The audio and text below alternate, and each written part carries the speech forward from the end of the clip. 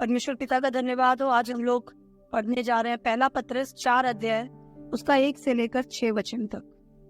इसलिए जबकि मसीह ने शरीर में होकर दुख उठाया, तो तुम भी उसी मनसा को हथियार के समान धारण करो, क्योंकि जिसने शरीर में दुख उठाया वह पाप से छूट गया, ताकि भविष्य में अपना शेष शारीरिक जीवन मनुष्यों की अभिलाषाओं के अनुसार नहीं, वरन परमेश्वर की इच्छा के अनुसार व्यतीत करे। क्योंकि अन्य जातियों की इच्छा के अनुसार काम करने और लुचपन की बुरी अभिलाषाओं, मतवारापन, लीला क्रीड़ा, पियक्कड़पन और घृणित मूर्ति पूजा में जहाँ तक हमने पहले समय गवाया वही बहुत हुआ। इससे वे अचंभा करते हैं कि तुम ऐसे भारी लुचपन में उनका साथ नहीं देते, और इसलिए वे बुरा भला कहते हैं। पर वे उसको जो जीवितों और मरे हुओं का न्याय करने को तैयार है लेखा देंगे, क्योंकि मरे हुओं को भी सुसमाचार इसीलिए सुनाया गया कि शरीर में तो मनुष्य के अनुसार उनका न्याय हो, पर आत्मा में वे परमेश्वर के अनुसार जीवित रहे। आइए हम प्रार्थना करें। महान सामर्थ्य जीवित पिता, प्रभु हम आपकी मदद मांगते हैं प्रभु, क्योंकि आपके बिना ना हम कुछ समझ सकते हैं ना सीख सकते हैं।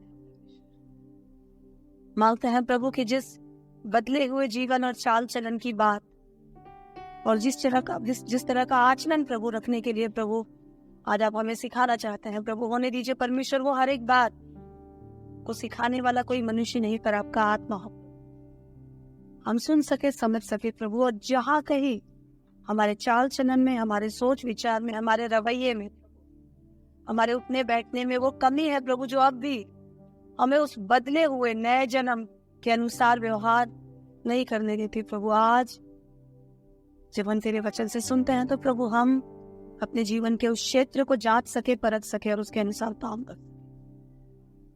मांगते हैं प्रभु की तेरी इच्छा इन वचनों के द्वारा मेरे जीवन में, वो यीशु मसीह के नाम में प्रार्थना करते हैं, आमीन। पतरस कहता है, इसीलिए जबकि मसीह ने शरीर में होकर दुख उठाया, तो तुम भी उसी मनसा को हथियार के समान धारण करो, क्योंकि जिसने शरीर में दुख उठाया वह पाप से छूट गया। उसकी जो नियत है उसको तुम हथियार की तरह धारण करो। अब एक नए तरह के हथियारों की चर्चा इसमें हो रही है, जो हमें धारण करना बहुत जरूरी है। हमें ध्यान देना है, मसीह के साथ चलना एक युद्ध है। संसार के मसीह के साथ हम चल रहे हैं तो हम संसार से एक युद्ध कर रहे हैं। ये गेम नहीं है। गेम में कोई हथियार यूज नहीं करता। गेम में लोग बैट यूज करते हैं, बॉल यूज करते हैं, जो भी उस गेम का इंस्ट्रूमेंट है वो यूज करते हैं, लेकिन हथियार यूज किया जाता है बहुत बड़े युद्ध में, बचाव के लिए, आत्मरक्षा के लिए। तो पतरस हमें बताना चाह रहा है कि परिवर्तित जीवन हमारा होना जरूरी है, लेकिन अगर हम चाहते हैं कि हम इस युद्ध को, इस सताव में जीत सके, तो हमें कुछ चीजों का ध्यान रखना बहुत जरूरी है। इसलिए ताकि हमारा बाकी का जीवन, हम में से कुछ 20 साल के हैं, कुछ 25 साल के हैं, कुछ 50 साल के हैं, कुछ 35 साल के हैं, कुछ 40 साल के हैं। हम पीछे की ओर नहीं आगे की ओर जा रहे हैं। जब हम आगे की ओर जा रहे हैं तो हमारा जीवन खत्म होते जा रहा है इस पृथ्वी पे। अगर मैं एक स्टडी सुबह पढ़ रही थी, वो स्टडी बताती है कि एक भारतीय नागरिक का एवरेज औसतन जीवन का जो लाइफ स्पैन है वो है 69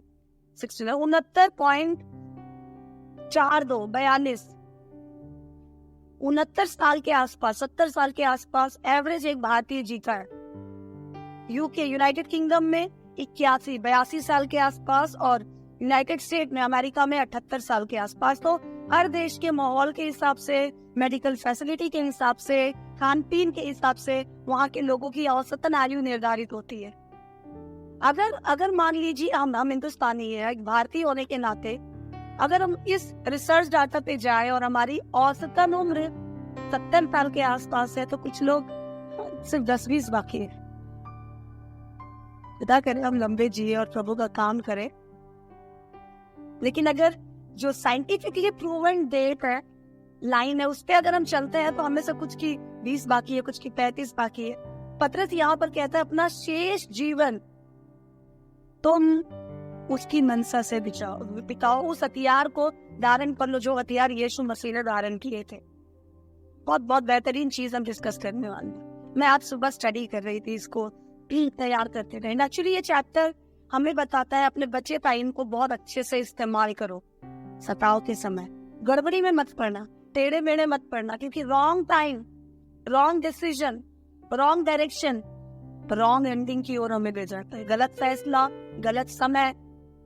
देखिए एक लड़की अगर गर्भवती होती है तो उसके पास एक ही रास्ता है, वो 9 महीने तक इंतजार करे। अगर वो बेचैन हो जाती है रॉन्ग समय पे, गलत समय पे, वो चाहे कि नहीं मुझे बच्चा अभी देखना है, 7th या 8th मंथ वो अपने बच्चे को चीर फाड़ के निकलवाती है, तो बच्चा और वो दोनों को आघात पहुंचेगा, दोनों को चोट पहुंचेगी इससे। ये चैप्टर हमें बताता है कि अगर मैं और आप खुद को मसीह कहते हैं तो टाइम हमारे लिए बहुत कीमती है। कुछ लोग इस वचन को सुनेंगे और मेरे इस लाइन को सुनेंगे और कहेंगे बहुत कीमती है टाइम, इसलिए मैं चर्च में ज्यादा टाइम नहीं देता। टाइम बहुत कीमती है, टाइम बहुत कीमती है, इसलिए मैं कमाने में बहुत समय देता हूँ, मैं ज्यादा प्रीचिंग नहीं सुनता। टाइम बहुत कीमती। लेकिन हमें पीवीआर में बैठते हुए टाइम कीमती नहीं रखता। व्हाट्सएप चलाते हुए माँ आवाज देती, बेटा बस कर, बस थोड़ा और माँ, थोड़ा और माँ, थोड़ा और माँ। और अगर पढ़ने के लिए माँ बोल दे तो कल कर लूंगा माँ, कल कर लूंगा माँ, कल कर लूंगा माँ। तो हमने अपने लाइफ को, अपने लाइफ के तौर तरीके को अपने हिसाब से सेट कर रखा है। बट प्रभु के लोग इस तरह का मनमानी जीवन नहीं जी सकते, क्योंकि हमारा जो आदर्श है, हमारा जो गुरु है, हमारा जो लीडर है यीशु मसीह, उसने इस तरह के वाहियात कामों में अपना समय वेस्ट नहीं किया। वेस्ट ऑफ टाइम एक मसीह के जीवन में होने से। सो ये बात आज ये वचन 1 से लेकर 6 तक 4था अध्याय हमें बड़ी गहराई से सिखाना चाहता है कि अगर हम मसीह में हैं तो हमारा जीवन परिवर्तित जीवन होगा। और अगर हम चाहते हैं कि हम शरीर में दुख उठाकर पाप से दूर रहे, क्योंकि यीशु ने अपने शरीर में दुख उठाया, और जब दुख उठाया तो वो पाप से दूर रहा, उसने हमें भी पाप से दूर कर दिया। वो तो ग्रेट था, उसने शरीर में दुख उठाकर न केवल खुद को दूर रखा पाप से, उसने हमें भी पाप से दूर किया। हम बताएंगे, हम इसको डिस्कस करेंगे। बहुत सारे लोगों को ये लाइन समटाइम्स कंफ्यूज कर रही, लेकिन बहुत जरूरी है कि हम सही हथियारों को अपने जीवन में बांध लें। तो आज ऐसे ये 1, 2, 3, 4, 5, 6 वचनों को 5-6 हथियारों की तरह I am going to explain to you, ताकि ये वचन बहुत आसानी से आपको समझ में आ जाए। तो अगर हम चाहते हैं कि हम एक परिवर्तित जीवन जिए, अगर हम चाहते हैं कि हम एक बदलाव का जीवन जिए, अगर हम ये चाहते हैं कि हम पाप से बचे रहें, अगर हम ये चाहते हैं फताव के समय हम ना गिरे, तो जो सबसे पहला हथियार एक विश्वासी को अपने जीवन में रखना चाहिए, ये धारण करना चाहिए, वो है राइट एटीट्यूड, एक सही आचरण, एक सही सोच विचार। इसीलिए पहला वचन बताता है, इसलिए तुम उसकी मनसा को हथियार के समान बांधो। उसकी मनसा, उसका जो एटीट्यूड था, उसका जो इंटेंशन था, उस एटीट्यूड को, उस आचरण को, उस रवैये को तुम अपना लो। अगर हम नीति वचन 23 अध्याय उसका 7वां वचन पढ़े तो, क्योंकि जैसा वह अपने मन में विचार करता है वैसा वह आप है। वह तुझसे कहता तो है खा पी, परंतु उसका मन तुझ में लगा नहीं। यस, क्योंकि जो इंसान मन में जैसा सोचता है वो वैसा ही होता है। आप कितनी भी कोशिश करें अच्छा बनने की, लेकिन अगर आप मन में बुरा सोच रहे हैं, हम चलेंगे, आप अच्छे नहीं बन सकते, आप अच्छे बन ही नहीं सकते, मैं अच्छी बन ही नहीं सकती। तो पत्रक आपको और मुझे एक बात सिखाना चाहता है कि अगर तुम्हारा आदर्श यीशु मसीह है तो अच्छे से देखो, उसने मन में भी सही सोचा। तुम्हारे एक राइट एटीट्यूड एक बहुत बड़ा आत्मिक हथियार है सताव के समय अपने आप को जीत दिलाने का स्टैंड कर। एक पॉजिटिव एटीट्यूड, हमारा सोच विचार, हमारी मानसिकता बिल्कुल सही होनी चाहिए, वैसी जैसे यीशु मसीह की। यीशु मसीह विचारों में भी पाप देता। हम लोग कई बार फंस जाते हैं, परेशान हो जाते हैं, क्योंकि हम सोचते कुछ और है लेकिन हम करते कुछ और हैं। बहुत जरूरी है हम अपने सोच पे काबू रखें। इसीलिए प्रभु का वचन साफ साफ बताता है, दिल, मन एक ऐसी चीज है, इसमें एक ऐसी बीमारी लगी है जो सही होने की नहीं। अगर हमारा मन सही हो जाए तो बाकी सब चीजें अपने आप सही हो जाएगी, क्योंकि जो मन में, यीशु ने कहा, जो मन में भरा होता है वही बाहर निकलता है। मैं और आप चाहते हैं कि मैं अच्छी बात बोलूं, मैं भलाई की बात बोलूं, मैं और आप चाहते हैं कि सताव के समय में ज्ञान की बात बोलूं, हमारे मन में क्या भरा है, हमारा सोच विचार, हमारी मनसा, हमारी नीयत, हमारा एटीट्यूड कैसा है। सब लोग स्माइल करके अच्छा ग्रीट करना चाहते हैं, लेकिन अगर हमारे मन में नफरत भरी है तो चेहरे से स्माइल नहीं निकलती। 1-2 मिनट के लिए हम आडंबर कर सकते हैं, 1-2 मिनट के लिए हम आर्टिफिशियल हो सकते हैं, बट ज्यादा समय तक हम चाह कर भी अच्छा व्यवहार नहीं कर सकते, क्योंकि हमने अपने मन में गंद भर रखी है, नेगेटिविटी को हमने पूरी तरह जगह दे रखी है। और अगर हम इफिसियों की पत्री पढ़े तो उसमें एक ही बात लिखी हुई है, मैं आपको इसके सॉल्यूशन भी बताते जाऊंगी। राइट एटीट्यूड रखना, सही मनसा रखना बहुत जरूरी है। अगर आप चाहते हैं आपकी मानसिकता सही हो तो एक ही काम करना है, और वो काम ये है, इफिसियों की पत्री 5 अध्याय के अनुसार अपने मन में हमेशा स्तुति करते रहो, अपने मन में हमेशा धन्यवाद करते रहो, अपने मन में हमेशा परमेश्वर की महिमा करते रहो। क्योंकि ये पूरा संसार अंधेरे में भरा हुआ है, ये पूरा संसार बुराई में भरा हुआ है। इस बुराई में अगर अपने आप को बचा कर रखना है तो हमारे लिए बहुत जरूरी है कि हम अपने दिमाग को पॉल्यूशन से, गंदगी से, बुराई की बातों से दूर रखें। बहुत सारे मसीह लोग हैं, वो लोग बहुत एक्टिव है प्रभु के लिए, पर प्रभु की बातों को, उसके वचनों को वो अपने मन में मौका नहीं देते। डॉक्ट्रिन से, उसके सिद्धांतों से दूर है, बहुत एक्टिव है, बहुत जोश में, पर वो प्रभु को काम करने देते नहीं है, इसलिए उनका जोश बहुत जल्दी ठंडा पड़ जाता है। बहुत सारे ऐसे लोग हैं, सीखते तो बहुत है, डॉक्ट्रिन्स में तो बहुत गहरे हैं, वचन दिन भर बैठ के पढ़ते रहेंगे, पर उसको एक्शन में नहीं ले आते। अगर आपको राइट एटीट्यूड चाहिए तो अपने एक्शन और अपने लर्निंग, सीखने में और करने में एक बैलेंस करना बहुत जरूरी है। थोड़ा सीखे, अमल में लाएं, थोड़ा सीखे, अमल में लाएं। अब आप सीखते रहेंगे तो आपके माइंड में गंदगी के लिए स्पेस नहीं बचे।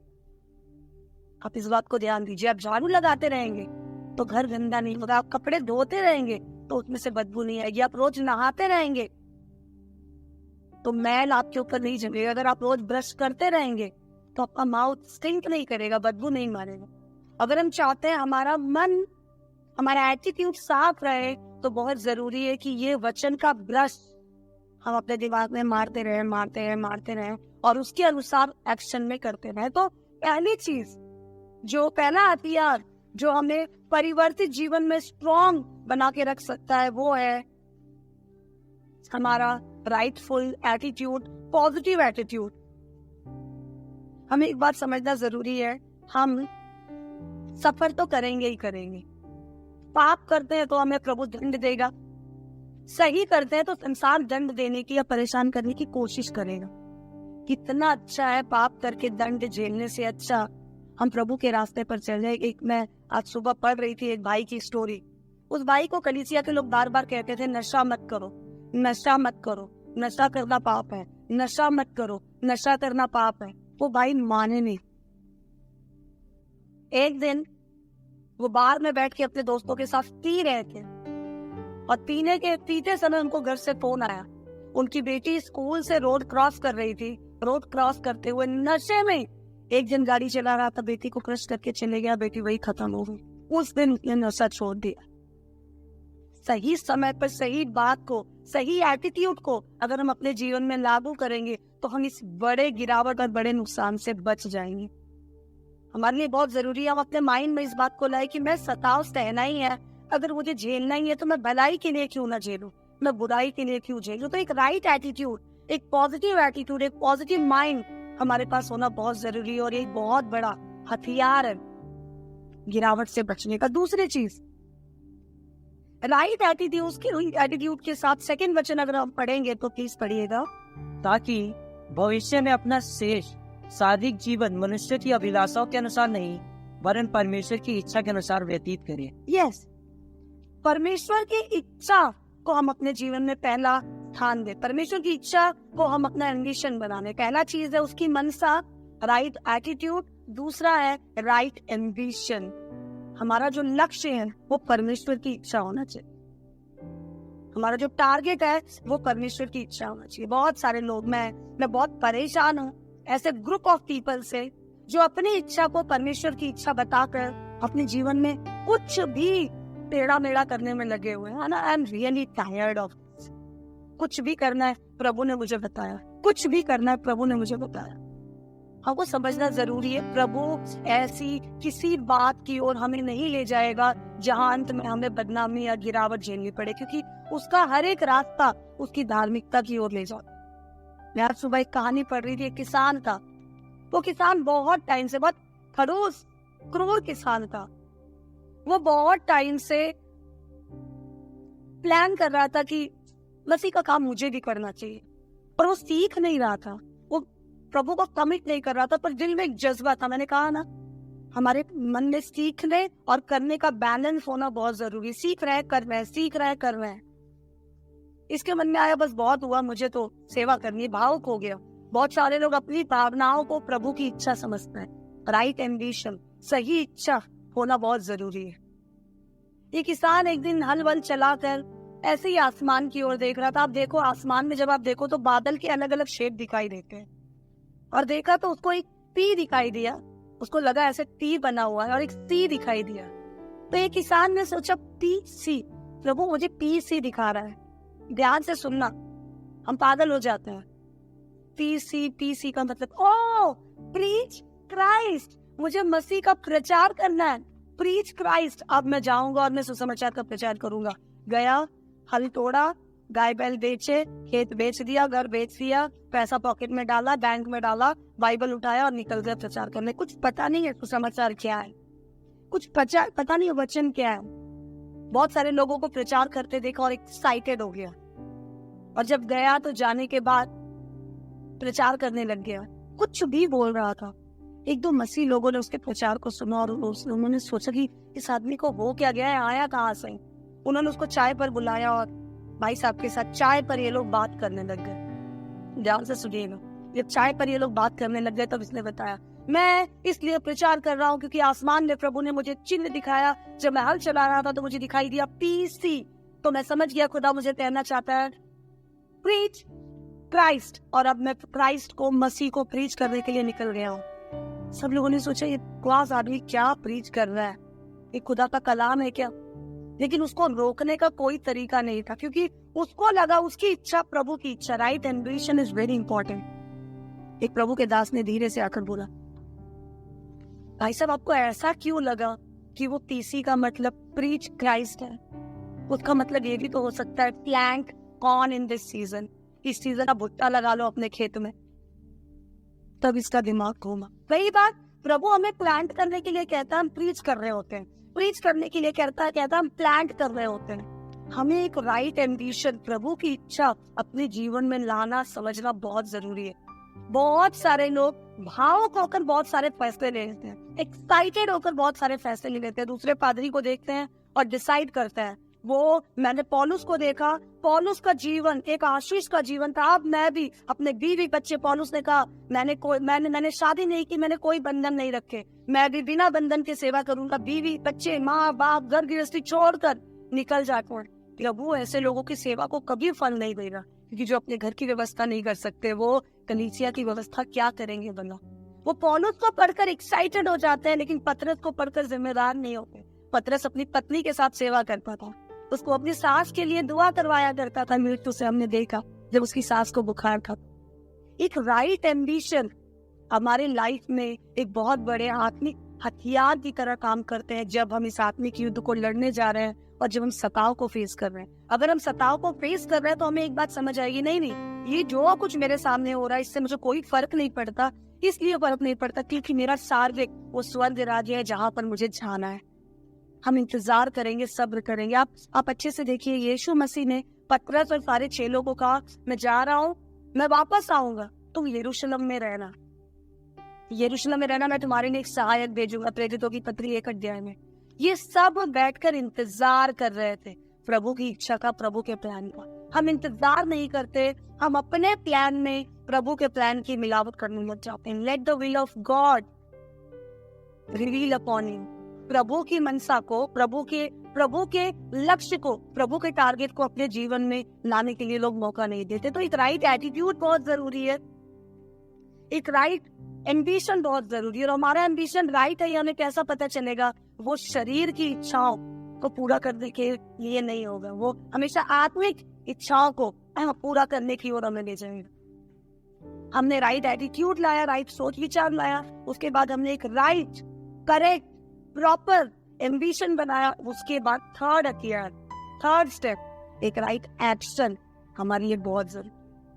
सही काम, हम सही सोचेंगे, एक right attitude, right ambition will lead to right action. सही बुद्धि, सही प्लानिंग, सही टारगेट हमें सही काम की ओर ले जाएगा। हमें बहुत जरूरी है हम इस बात को जाने कि कोई भी जन बड़ी बड़ी बातों से धर्म में नहीं ठहरता। एक मसीह तब ठहरता है जब वो अपने काम से मसीह हो। यीशु ने बहुत कुछ प्रचार किया, परमेश्वर का राज्य ये है, मैं आया गया, मुझे वो भेजा गया है, मैं सारे मानव जाति के लिए अपनी जान देने को तैयार हूँ, मुझे सूली पर चढ़ाया जाएगा। उसने बहुत कुछ बताया, और आपको पता है उसने पतरस को बहुत कुछ बताया, पर पतरस नहीं बदला। वो पतरस जो यीशु से केवल सुन रहा था, उसने यीशु के क्रूस पर चढ़ाए जाने के एक रात पहले यीशु का इनकार कर दिया, क्योंकि बड़ी बड़ी बातें चीजों को नहीं बदलती। उसके अंदर वो चीजें वो देख तो रहा था, पर उसके अंदर वो घर नहीं कर पा रही थी। लेकिन जब उसने सूली पे चढ़ाए जाने के बाद जी उठे मसीह को देखा, पतरस बदल गया। एक्शन बदल देते हैं इंसान को, और एक्शन इस बात को बताते हैं कि जो हम कह रहे थे, जो हम सोच रहे थे, उसके अनुसार हम चल रहे हैं, और वो बिल्कुल सटीक है, बिल्कुल सही है।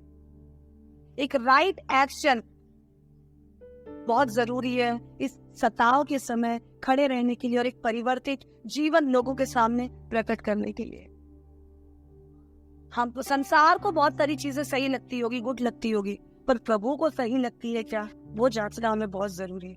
हमारे देखो, शादी करना सही है, कई बार चीजें दिखने में सही है, एक्शन सही है, पर वो हम आत्मिक एंगल से नहीं देखते तो वो गलत हो जाती है। शादी करना सही है, कोई प्रॉब्लम नहीं है। अगर आप किसी मसीह के पास जाकर बोलेंगे कि हम शादी कर सकते हैं, हाँ सही है, पर एक स्टेप आगे जाके हमें गॉडली स्टेट पर, गॉडली तरीके से, आत्मिक तरीके से सोचकर पता चलता है शादी करना तो सही है, लेकिन अविश्वासी से एक विश्वासी का शादी करना सही नहीं है। कई बार शुरुआत में कुछ एक्शन सही होते हैं, लेकिन आगे जाकर गड़बड़ हो जाते हैं, क्योंकि हमारा एम्बिशन, हमारी प्लानिंग सही नहीं होती है। इसलिए बहुत जरूरी है हम इस बात को जाने, भाई और बहनों, कि हम लोगों के जो एक्शन है, जो हम लोगों के काम है, वो हमारे मसीहियत को और हमारे विश्वास को प्रकट करे। अगर हमारे काम सही नहीं है, प्रभु का वचन बताता है जो हम यहाँ बोल रहे हैं, जो हम यहाँ कर रहे हैं, अगर इसी का लास्ट वचन देखे, क्योंकि मरे हुओं को भी सुसमाचार इसलिए सुनाया गया कि शरीर में तो मनुष्य के अनुसार उनका न्याय हो, पर आत्मा में परमेश्वर के अनुसार वो जीवित रहे। हमारा एक्शन इस बात को डिसाइड करेगा हमें नरक की ओर जाना है या हमें स्वर्ग की ओर जाना है। हमारे एक्शन क्या बताते हैं, हमारा काम क्या बताते हैं। हम मन में बहुत चाहते होंगे शायद कि मैं प्रभु के लिए मर जाऊं, दूसरे दिन वो बदल जाता है, वो रात को फीडबैक देते हुए कहते हैं बस मुझसे बहुत बड़ी गलती हो गई, अब मेरे जीवन में पहला स्थान प्रभु का है, अब मैं प्रभु के साथ समय बिताऊंगा। कल के कल मैं आऊंगा और मैं घुटनों पे बैठकर कलीसिया के सामने माफी मांगूंगा मैंने जो कुछ किया। कल सुबह फोन आ जाता है बॉस का, बेटा तुम्हें आना है, बहुत सारा काम है, सुबह निकल लेते हैं। हमारे एक्शन हमारे विश्वास को, हमारी कमिटमेंट्स को प्रकट नहीं करते। इसलिए बहुत जरूरी है कि एक विश्वासी एक राइटफुल एक्शन रखे, एक सही काम अपने जीवन में दिखाए, सही काम अपने जीवन में रखे, क्योंकि हमारा सही एक्ट, हमारा सही चाल चलन हमें प्रभु की ओर ले जाएगा, और हमारा गलत चाल चलन हमें प्रभु से दूर लेकर जाएगा। एंड चौथा वचन एक बार प्लीज पढ़ देना, तीसरा और चौथा एक साथ। क्योंकि अन्य जातियों की इच्छा के अनुसार काम करने और लुचपन की बुरी अभिलाषाओं, मतवालापन, लीला क्रीड़ा, पियक्कड़पन और घृणित मूर्ति पूजा में जहाँ तक हमने पहले समय गवाया वही बहुत हुआ। इससे वे अचंभा करते हैं कि तुम ऐसे भारी लुचपन में उनका साथ नहीं देते, और इसलिए वो बुरा भला कहते। यस, हमारे काम सही होने चाहिए। सही काम वो है जो ये नहीं करते, क्या नहीं करते, जो लुचपन की बुरी अभिलाषाओं में, मतवालापन, लीला क्रीड़ा, सेक्स, दारू, मूर्ति पूजा और ऐसे बहुत सारे काम जो शरीर को खुश करने के लिए या शरीर की अभिलाषाओं को तृप्त करने के लिए किए जाते हैं, उन कामों में जब आप भाग नहीं लेते तो आप कह सकते हैं कि आपके काम सही है, आपके एक्शन सही। अगर आपके एक्शन सही नहीं है, आप मुंह से तो प्रभु प्रभु कहते हैं, दूसरे दिन आप नशे में लग जाते हैं। आप मुंह से तो प्रभु प्रभु कहते हैं, पर दूसरे दिन आप गलत इच्छाओं में लग जाते हैं। आपको पता है, कई बार यहाँ पर कई सारी वाइफ्स है कलीसिया में, और दूसरी कलीसिया के लोग भी, दूसरी जगह सेवकाई करने वाले बहुत सारे लोग फोन करते हैं, बात करते हैं। एक लेडीज होने के नाते, एक महिला होने के नाते वो अपनी तकलीफों को शेयर करते हैं। मुझे बहुत तकलीफ होती है। बहुत सारे हस्बैंड्स ये चाहते हैं कि वाइफ उनके अधीन रहे, लेकिन उन्होंने कभी पहला पत्रस 3 अध्याय उसका 7वां वचन पढ़ा भी नहीं, सीखा भी नहीं, समझा भी नहीं कि प्रभु उन्हें भी अधीन में रहने के लिए कहता है उस रिश्ते के। अपने रोल को वो नहीं निभाना चाहते, और वो अपनी पत्नी को सिर्फ शारीरिक सुख पहुंचाने वाला एक प्रोडक्ट मात्र समझते हैं। कई सारी पत्नियां बेहाल हालत में शारीरिक रूप से त्रस्त होकर फोन करती है और कहती है, दीदी आप मेरे लिए प्रार्थना करो, नहीं तो मैं मर जाऊंगी। उनको नहीं पता कि पति पत्नी के बीच रिलेशनशिप में परमेश्वर का आत्मा स्वर्गदूत उनके साथ होता है, और स्वर्गदूत उनके साथ होकर जब आशीष देता है तब एक स्त्री गर्भवती होती है। लेकिन जब वो सेक्स, वो शारीरिक जो काम, जो प्रेम आप प्रकट करते हैं, आपके लिए प्रेम प्रकट करने का जरिया हो, पर जब वही चीज आप बर्बादी की तरह, लस्ट की तरह, लत की तरह इस्तेमाल करते हैं, लीला क्रीड़ा इसी को कहते हैं, आपकी लाइफ में कोई और ओरिएंटेशन, कोई और प्लान ही नहीं है, ओनली शारीरिक अभिलाषाओं को पूरा करना, क्या इसे अपनी पत्नी के इस रवैये में भाग ना देने को आप कहते हैं कि वो आपके अधीन नहीं है? हमें ध्यान देना बहुत जरूरी है। हमारा एक्ट इस बात को बता रहा है कि हम आत्मिक नहीं, हम शारीरिक भूख के आगे सामने वाले की इच्छा, सामने वाले की पसंद, सामने वाले की शारीरिक हालत हमें कोई मायने ही नहीं रखती। बाइबल बताती है लीला क्रीड़ा, मतवालापन, नशा, इस तरह की पार्टीज, अगर आप इंग्लिश टर्म्स पढ़ेंगे तो आपको पता चलेगा। ऐसी पार्टियों में जाना, ऐसे लोगों के साथ जाना, ऐसे एसोसिएशंस में जाना, पहले आप जाते थे, दैट वाज राइट, पहले आप इन सब में भाग लेते थे, लेकिन अब आप चुने गए हो, अब आप अलग किए गए हो, ताकि आप अब दारू पी के पिटाई ना खाओ, अब आप दारू छोड़ के बदनामी सहलो थोड़ी सी, अब आप ऐसे सेक्सुअल एक्टिविटीज के कारण बदनाम ना किए जाओ, पर आपने पाप को छोड़ दिया, इसलिए लोग आपके पीछे उंगली उठा, ठीक है, दैट्स ओके। बुराई करके प्रभु की ओर से सजा भुगतने से कितना अच्छा है प्रभु के साथ होकर संसार की हम जो पापी लोग हैं उनकी उंगलियों का थोड़ा सामना कर लेना सबसे लुटकी होगी। इसलिए राइट कंडक्ट बहुत जरूरी है, और राइट कंडक्ट मतलब इस तरह के पापों से खुद को पूरी तरह दूर रखना, बुरी अभिलाषाओं से दूर रखना। मैं आपको बताऊं कौन सी अभिलाषाएं बुरी है, जो हमें प्रभु से दूर करती है, जो हमारे साथ रहने वाले लोगों की आत्मिक गिरावट का कारण बनती है। बहुत सारी पत्नियां प्रभु को इसलिए छोड़ देती है, बहुत सारे पति प्रभु को इसलिए छोड़ देते हैं, बहुत सारे बच्चे आज के टाइम में आते हैं और कहते हैं कि हम शादी नहीं करना चाहते। क्यों नहीं करना चाहते? माँ बाप को 24 घंटे हम लड़ते देख रहे हैं, हमारे अंदर से शादी की इच्छा ही खत्म हो गई है। आपके बुरे आचरण, आपके शारीरिक आचरण, आपके शारीरिक चाल चलन के कारण आपके परिवार और बच्चों की आत्मिक जीवन गिरावट की ओर जा रहे हैं और वो बर्बाद हो रहे हैं। तो पतरस यहाँ पर मुझे और आपको इस वचन के जरिए सिखाना चाहता है कि इसलिए इन सारे टेढ़े मेढ़े कामों को छोड़कर एक राइट एक्शन, सही कामों को अपने जीवन में अपना लो। आत्मिक चीजों को पहला स्थान दो, शारीरिक चीजों को थोड़ा साइड में रखो। बाइबल ये नहीं कहती कि आप शारीरिक सुखों को एंजॉय नहीं कर सकते, पर मर्यादा के अंदर आप कपड़े पहन सकते हैं, पर सिर्फ कपड़ों के बारे में आप सोच नहीं सकते 24 घंटा। आप सुंदर दिखने के लिए शरीर को साफ रख सकते हैं, बट 24/7 आप शरीर की ब्यूटी के बारे में नहीं सोच सकते। आप शारीरिक सुख एंजॉय कर सकते हैं, पर अपने पार्टनर की सहूलियत को भी ध्यान में रखें, और वो पार्टनर शादीशुदा जिंदगी के घेरे के अंदर का रिश्ता, उससे बाहर ना हो। जब इससे बाहर, उस आत्मिक लाइन से बाहर हम कुछ करते हैं तो वो हमें नर्क की ओर ले जाता है। राइट एक्शन बहुत जरूरी है। चौथी चीज जो चौथा वचन बताती है वो है राइट एसोसिएशन, सही लोगों के साथ उठना बैठना। इसीलिए चौथा वचन बताता है तुम ऐसे बाहरी लुचपन में उनका साथ नहीं दे। बुरे लोगों का साथ छोड़ना हमारे लिए बहुत जरूरी है अगर हम परिवर्तित जीवन को देखना चाहते हैं, और अगर हम मसीह की पाप से दूर रहना चाहते हैं, और अगर हम वो चाहते हैं जो प्रभु की इच्छा है हमारे जीवन में पूरी हो, तो हमें इस तरह की संगति, इस तरह के लोगों से अपने आप को दूर रखना होगा। मैं आपको एक बात बताना चाहती हूँ, आज नहीं है तो कल ऐसे लोग आपको नुकसान ही करेंगे। बाइबल में एक वचन है, बुरी संगति अच्छे चरित्र को भी बिगाड़ देती है। इंग्लिश में एक सेइंग है, A man is known by his company.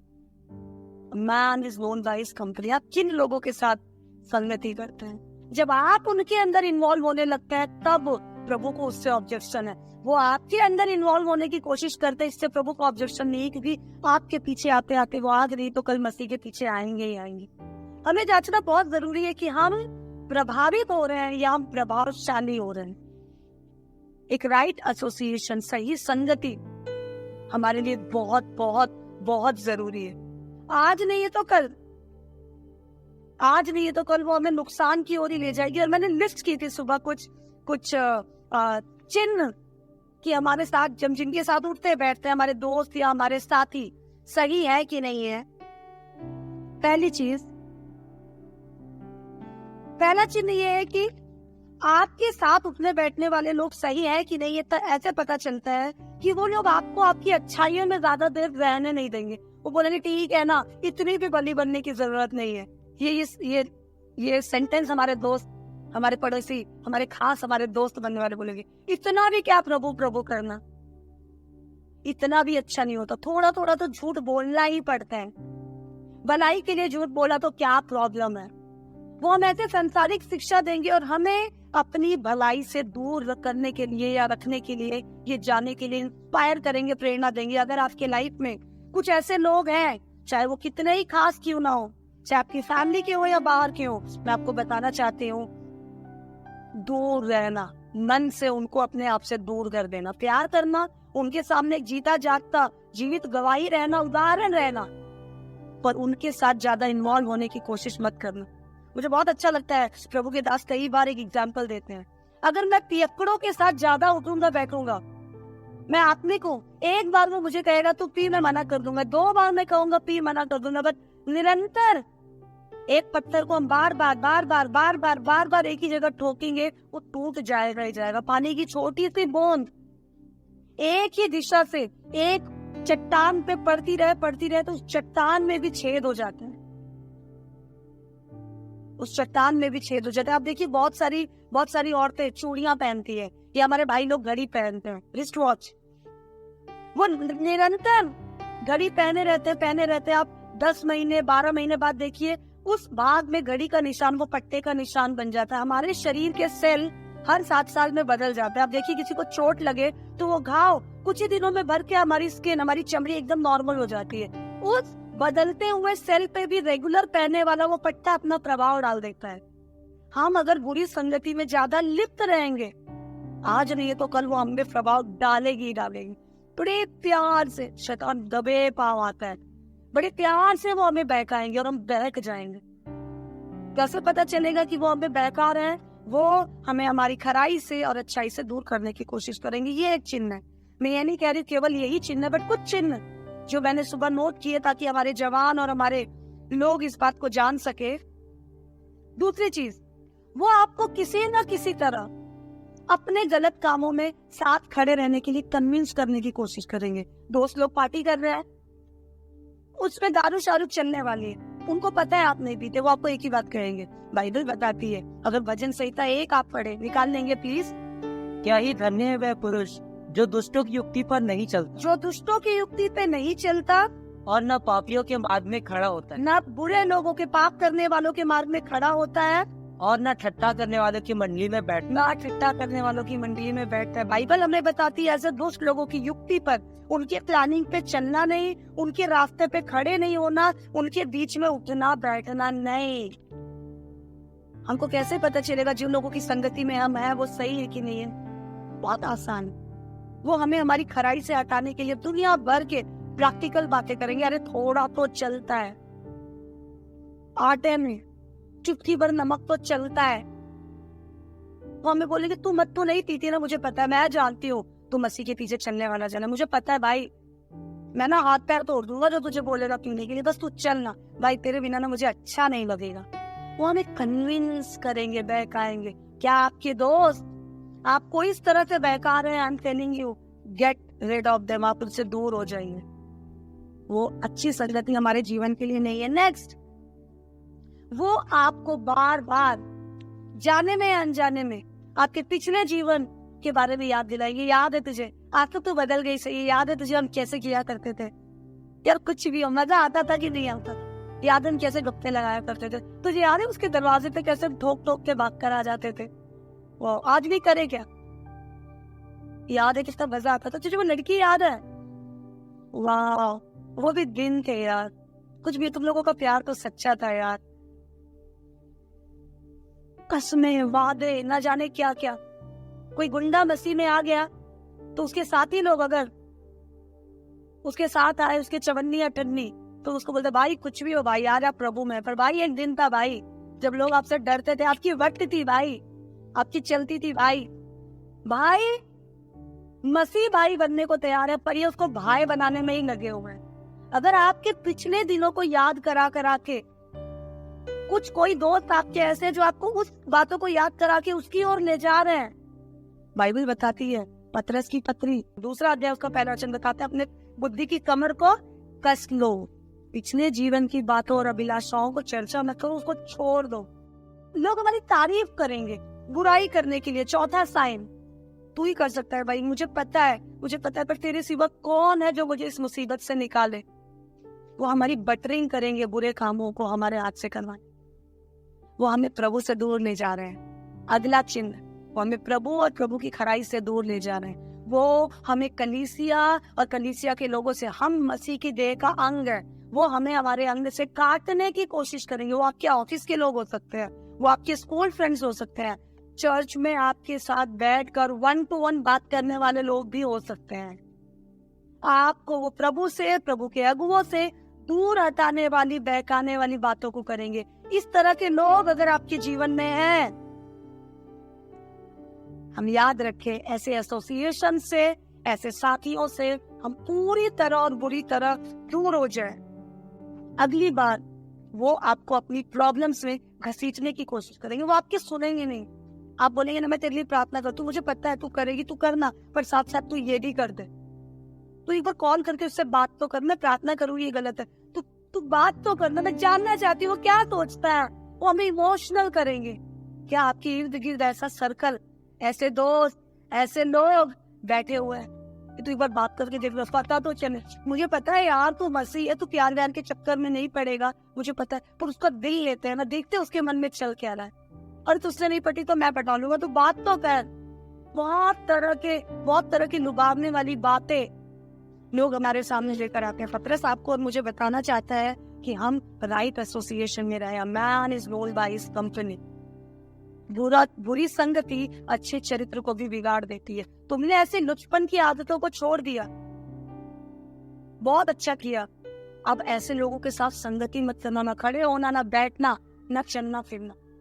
इसके लिए आपको झेलना पड़ेगा। वो आपको ताने देंगे, वो आपको कहेंगे वो बड़ा आया बदल गया, वो आपके खिलाफ साजिश करेंगे। आप देखिए, पहले आप उनके साथ पी कर बर्बाद हो रहे थे, आपकी किडनी, आपके फेफड़े, आपके गुर्दे खराब हो रहे थे, तब वो खुश थे। आज आपने पीना छोड़ दिया, वो दुखी है। अब तो पता चलेगा ये मेरे दोस्त है या दुश्मन है, और वो आपके खिलाफ षड्यंत्र करेंगे।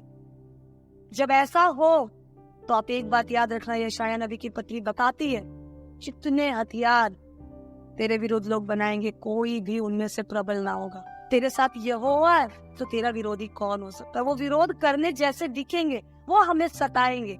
जब हम बुराई को छोड़कर भलाई की ओर जाएंगे तो बुराई करने वाले लोग हमें सताएंगे। हम चर्चा कर रहे थे 3रे अध्याय में, लोग क्यों सताते हैं, क्योंकि वो हमें अच्छा बनता हुआ देख नहीं सकते। चिंता मत करना, आप अपनी एसोसिएशन को, अपनी संगति को किसी भी रीति से बिगाड़ना नहीं, ऐसे लोगों के डर के मारे। रास्ता मुश्किल है, आसान नहीं, वो रास्ता और मुश्किल कर देंगे, पर आपको फिक्र करने की जरूरत नहीं। जब आपके रास्ते प्रभु के पीछे चलने के कारण मुश्किल होते जाएंगे, तब आप पैदल नहीं चल रहे होंगे, तब आप प्रभु के बाहों में, क्योंकि हमारा यहोवा हमारे आगे आगे चलने वाला परमेश्वर। Hallelujah, hallelujah, hallelujah. और उसके बाद 5वां वचन, एक बार हम पढ़ेंगे 5वां और 6वां वचन। पर वह उसको जो जीवते और मरे हुओं का न्याय करने को तैयार है लेखा देंगे, क्योंकि मरे हुओं को भी सुसमाचार इसीलिए सुनाया गया कि शरीर में तो मनुष्यों के अनुसार उनका न्याय हो, पर आत्मा में वह परमेश्वर के अनुसार जीवित रहे। यस, पांचवी चीज और पांचवा हथियार जो हमें रखना है वो है अपने मन में राइट एश्योरेंस। एक वादा हमेशा हमें याद रखना, और ये वादा हमारा हथियार है। अगर हम यहोशू की पत्री पहला अध्याय पढ़े तो वो एक ही बात को बताती है कि परमेश्वर के प्रिंसिपल्स को, सिद्धांतों को जो पकड़ के चलता है वो परमेश्वर के वाचाओं को अपने जीवन में पूरा होते हुए देखता है। जो राइटफुल एटीट्यूड के साथ, सही एटीट्यूड के साथ, सही एम्बिशन की ओर, सही लक्ष्य के साथ सही काम करेगा, सही संगति में रहेगा, उसको एक चीज मन में निश्चित रहे कि मैं प्रभु के साथ चल रहा हूं तो महिमा का मुकुट मेरा ही है। प्रभु ने डिसाइड किया है मैं यहाँ से मरूंगा ही मरूंगा। आप, मैं, कोई भी, हम सब आज नहीं है तो कल सो जाएंगे डेफिनेटली। आज शाम को सो जाएंगे सदा काल के लिए पता नहीं, कल सुबह सो जाएंगे सदा काल के लिए पता नहीं। हम सबको पता है जीवन बहुत छोटा है, मृत्यु पक्की है, न्याय के समय उसके सामने खड़े ही होना है। जीवन बहुत छोटा है, 70 साल है, उसमें से 20-30 बच्चे होंगे, उसके पास 5-7 बच्चे होंगे। प्रभु से मांगे प्रभु लंबी उम्र दे ताकि हम उसके कामों को कर सके। छोटे जीवन में, कम टाइम में, बचे कुचे टाइम में हमारे लिए बहुत जरूरी है कि हम प्रभु को अपना समय दें और उसके पीछे चले, क्योंकि हमारे मन में ये श्योरिटी है कि अगर मैं प्रभु के साथ साथ चलता हूँ तो वो जो मेरा जिसका वायदा प्रभु ने मुझसे किया है पहले अध्याय 5 वचन में, प्रकाशित वचन में, और जगह जगह जो वायदा जो अब्राहम से प्रभु ने किया वो वायदा प्रभु मेरे जीवन में पूरा करेगा।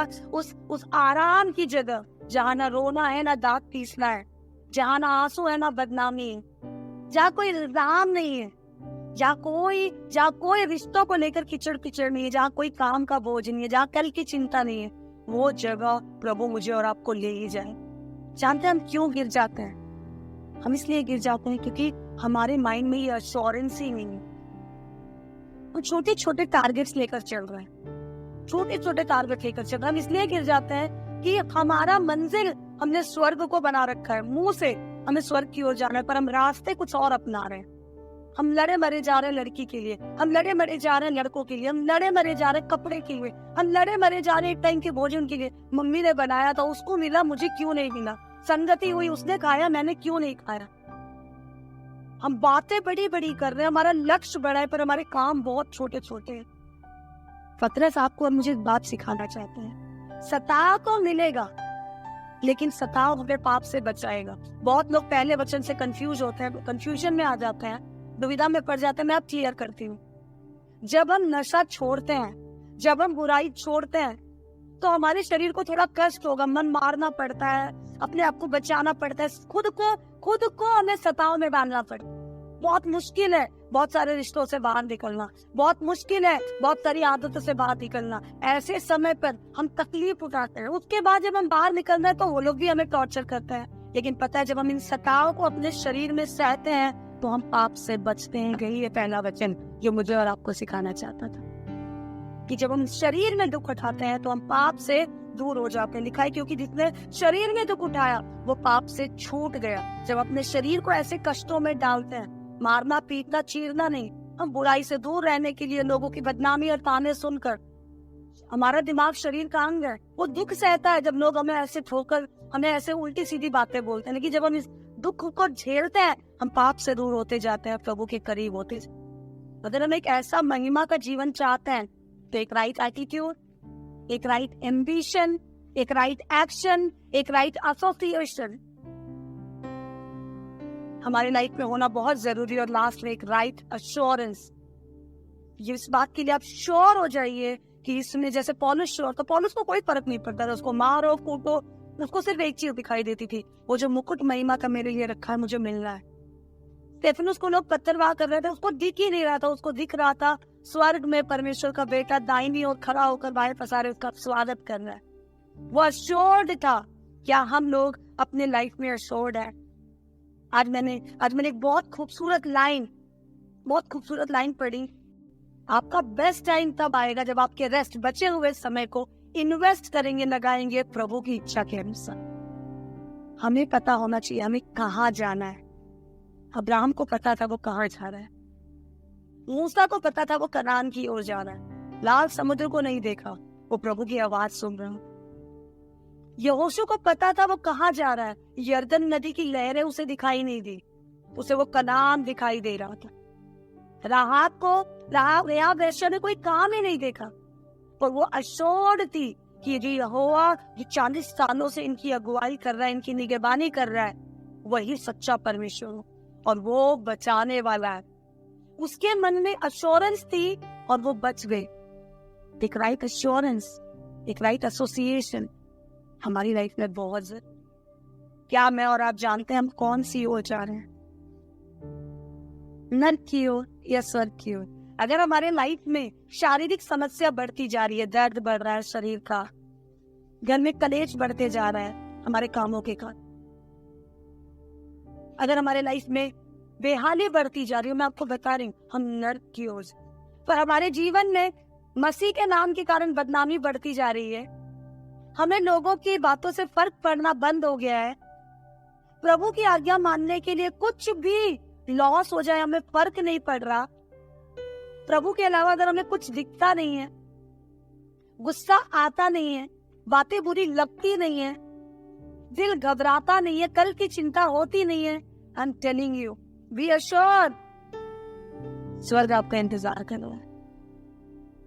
पतरस मुझे और आपको बताना चाहता है कि प्रभु की इच्छा को समझना, पाप से दूर रहना, अंधेरे में फंसे हुए लोगों को बचाने की कोशिश करना, मसीहियत को प्रकट करना, जब ये सारे काम हम अपने जीवन में शुरू करेंगे तब हम जान जाएंगे कि हमारा जीवन बदल गया है, तब हम जान जाएंगे कि हम मसीह के दुख में सहभागी हो रहे। और जब हम मसीह के दुख में सहभागी होंगे तब हम पाप से दूर रहकर उसकी महिमा में भी सहभागी होंगे जो उसे मिली, क्योंकि अंत तक वो अपने पिता की आज्ञाओं को मान। शैतान अलग अलग रूप में अलग अलग फंदों को हमारे सामने ला कर डाले, हम कौन से रास्ते पर जा रहे हैं। जब वो शरीर से हमें नहीं फंसा देता तो जानते हो क्या करता है, वो हमारे मन को फंसा देता, क्योंकि उसको पता है। हमने पहली बात देखी, पतरस ने कहा पहले वचन में, मनसा को हथियार के समान धारण करो। किसकी मनसा को? यीशु की मनसा को। हम शैतान की मनसा को, उसकी मानसिकता को लिए नहीं चल फिर रहा है, ये ध्यान देना बहुत जरूरी है। उसकी मानसिकता है कि वो हमें अटका दे, सोशल मीडिया में, मोबाइल में, एंटरटेनमेंट में, इस गंदगी में हमारा माइंड उससे भरा रहेगा, हम कुछ सोचेंगे ही नहीं। ना राइट एटीट्यूड, ना राइट एक्शन, ना राइट एसोसिएशन, ना राइट एम्बिशन, ना राइट एश्योरेंस, कुछ भी नहीं है, सब रॉन्ग ही रॉन्ग हमारे जीवन में। भाइयों बहनों, आज जब इस वचन को हम सुन रहे हैं तो हमें जानना बहुत जरूरी है कि हम अपने बचे हुए समय को कहाँ पर लगा रहे हैं, कौन सी ओर जा रहे हैं, क्या सोच रहे हैं, क्या कर रहे हैं, किसके साथ उठ बैठ रहे हैं, कौन सा रास्ता हमने अपने लिए चुन रखा है। आइए प्रार्थना।